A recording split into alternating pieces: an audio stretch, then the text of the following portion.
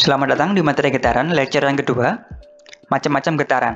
Ya, kita akan menganalisa apa itu underdamped, critically damped, dan overdamped dari sudut pandang matematikanya. Dan nanti di akhir kita akan coba berikan simulasi MATLAB. Ya, jadi kita coba recall. Di video sebelumnya kita sudah membahas gerakan sistem dari massa dan pegas pun dengan pendulum. Ya. Di situ kita menyimpulkan bahwa ketika saya berikan gangguan sebuah massa dan pegas ini, maka terjadi sebuah getaran yang dapat kita analisa dari dua sumbu Y dan X.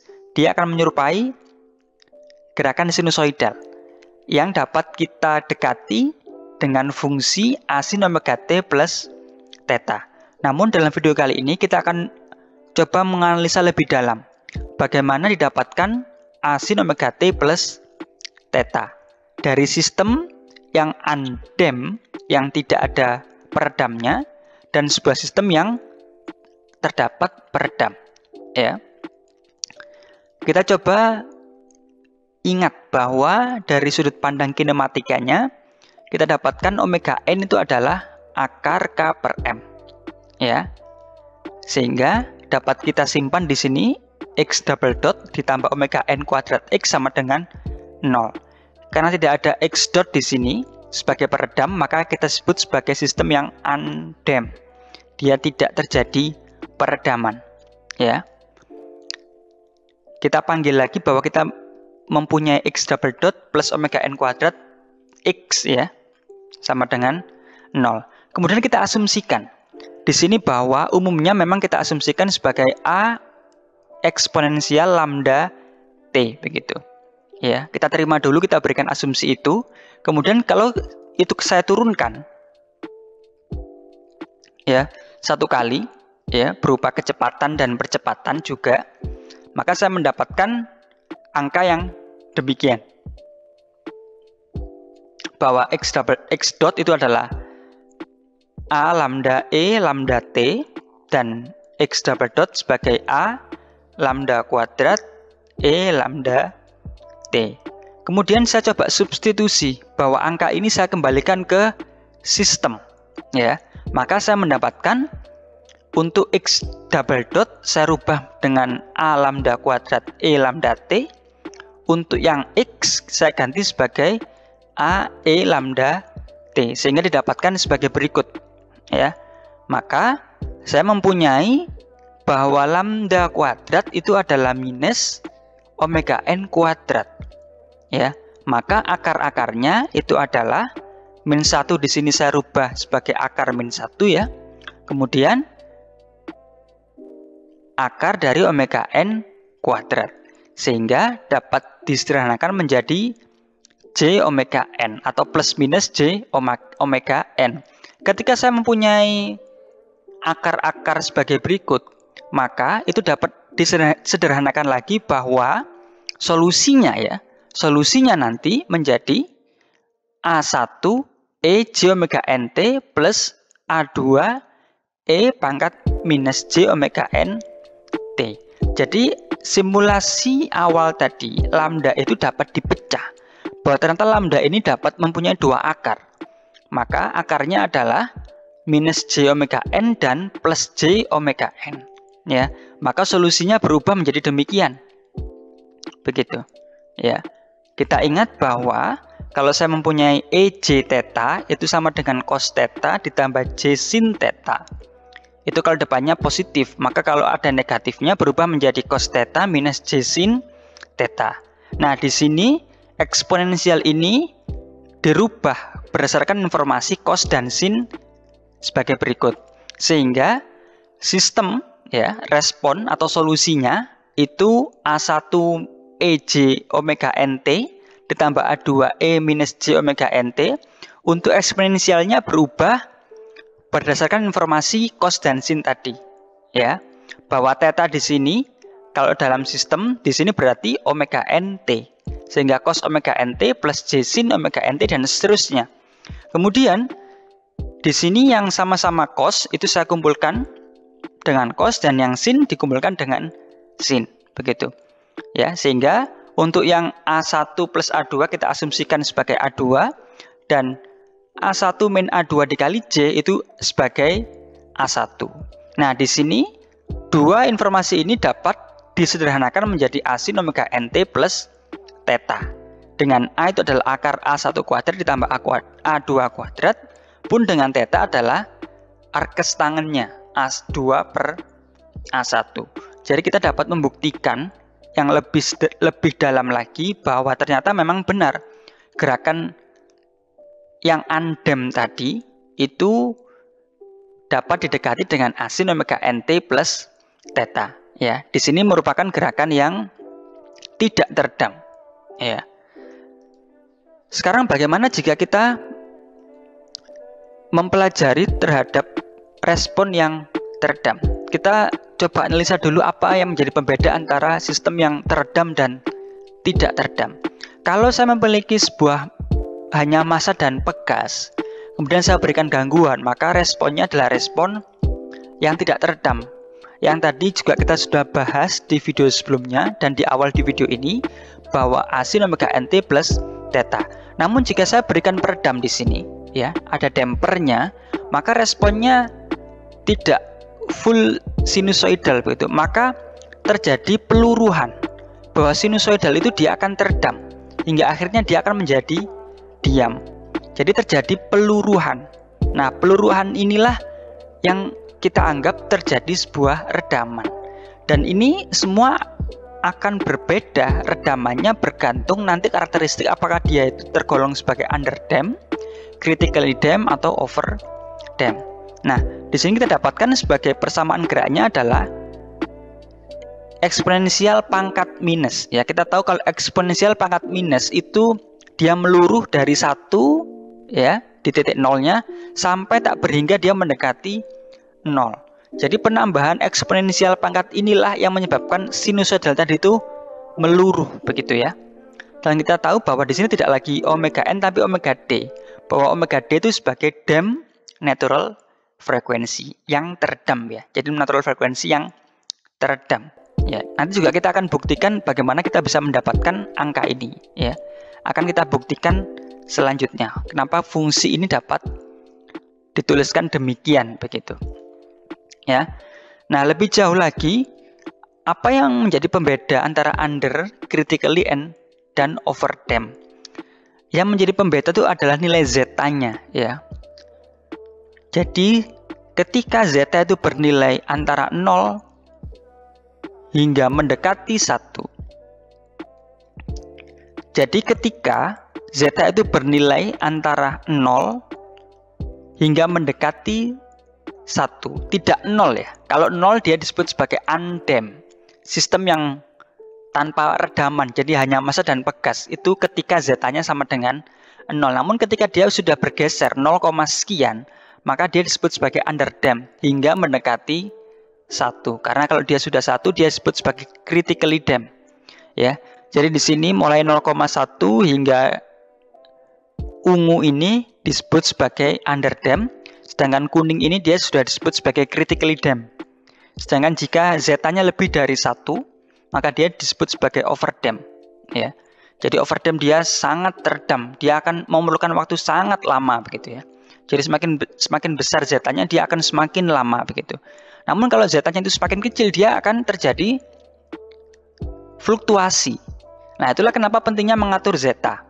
Dia tidak mendekati 0, namun dia juga tidak jauh dari 1 begitu. Jadi berada di antara 1 itulah yang terbaik, 0,8, 0,9, 1, sekian itulah yang kita cari begitu. Jadi ini hanya sebagai definisi. Kemudian sekarang kita mengambil sebuah sistem yang terdapat redamannya ya.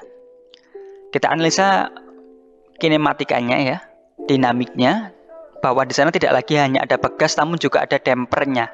Kita tuliskan sebagai C begitu.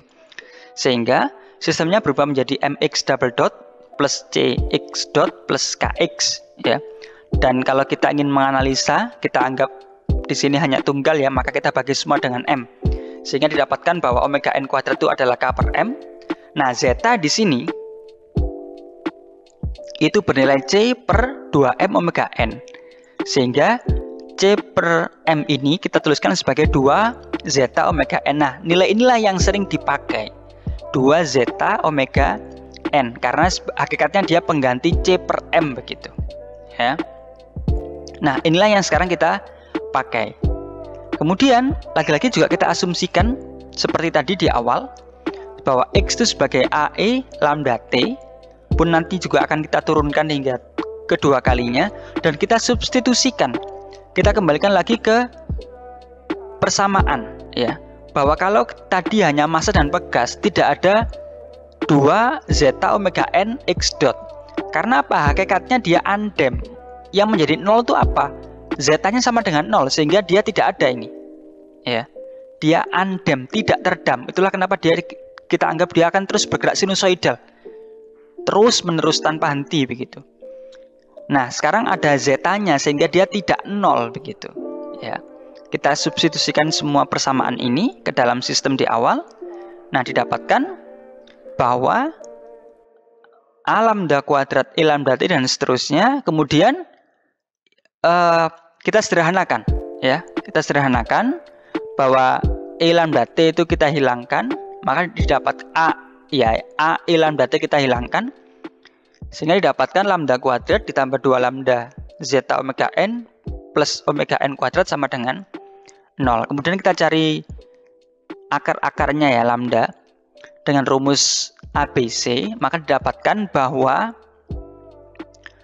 lambda 12 itu adalah minus zeta omega N plus minus J omega D. Ini ketika terjadi redaman. Kita bandingkan ketika tidak terjadi redaman tadi, bahwa lambdanya itu bernilai J omega N. Tidak ada zeta di sini. Ya. Tidak ada zeta dan juga tidak ada damp natural frequency. Jadi ini ketika tidak terjadi redaman. Ya, ini pembeda nilai lambdanya, ya.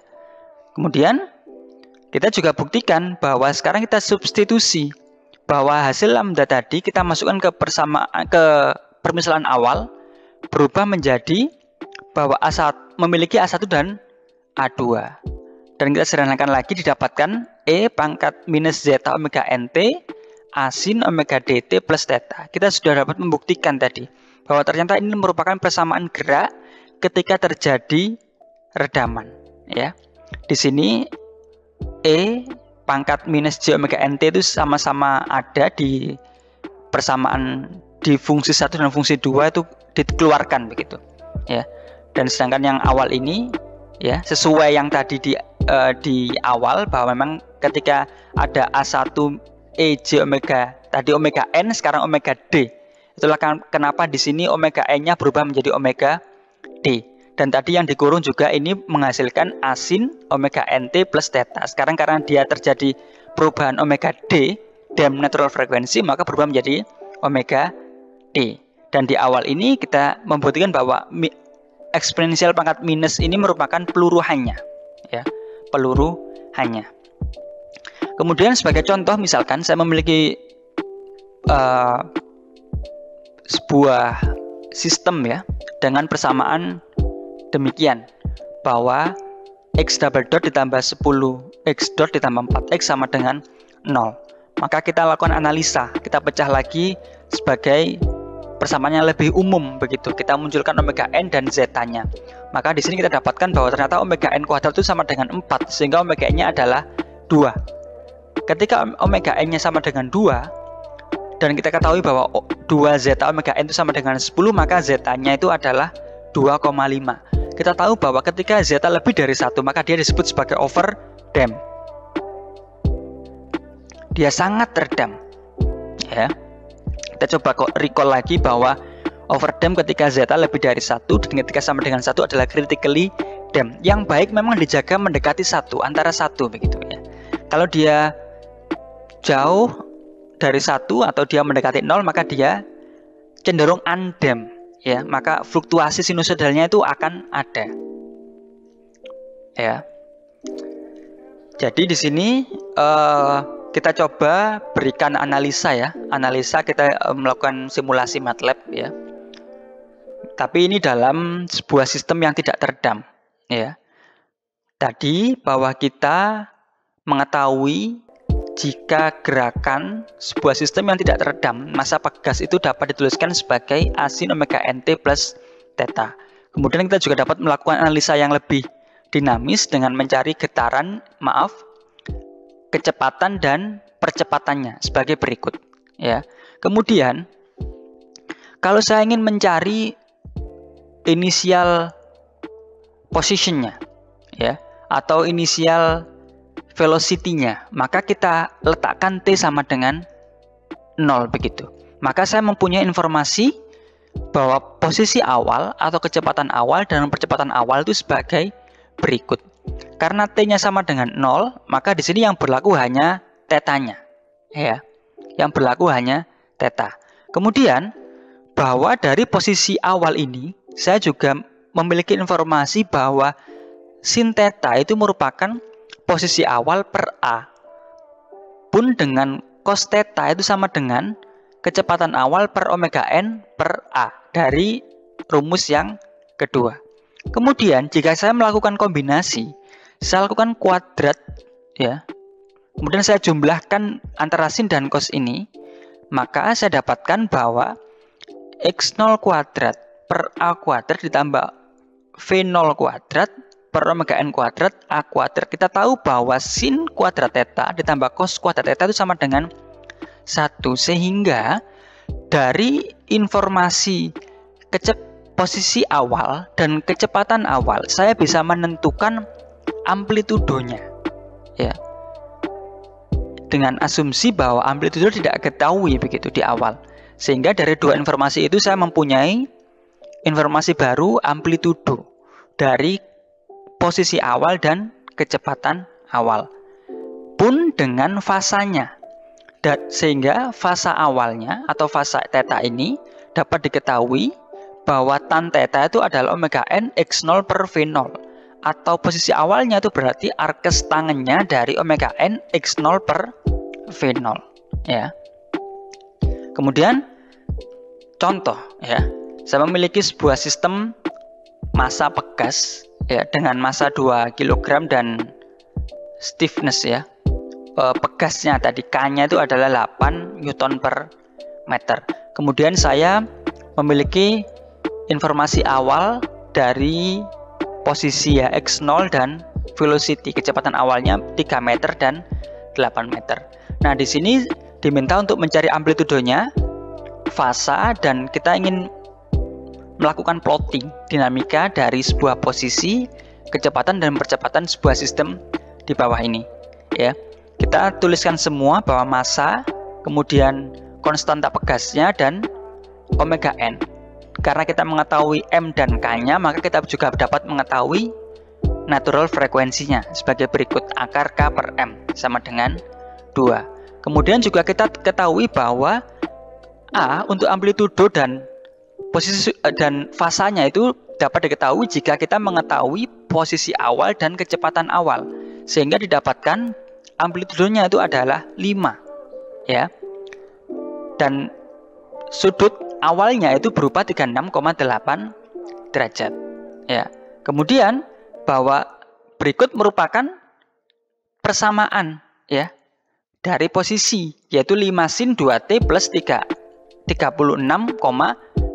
derajat. A-nya sebagai 5 tadi, dan omega n adalah 2 sehingga 2t, dan theta-nya adalah 36,8, ya. Kemudian saya juga mengetahui persamaan geraknya, kecepatannya, ya, pun dengan percepatannya. Kemudian kita dapat melakukan plotting, ya, bahwa respon untuk posisi adalah sebagai berikut, ya, pun dengan kecepatan dan percepatan.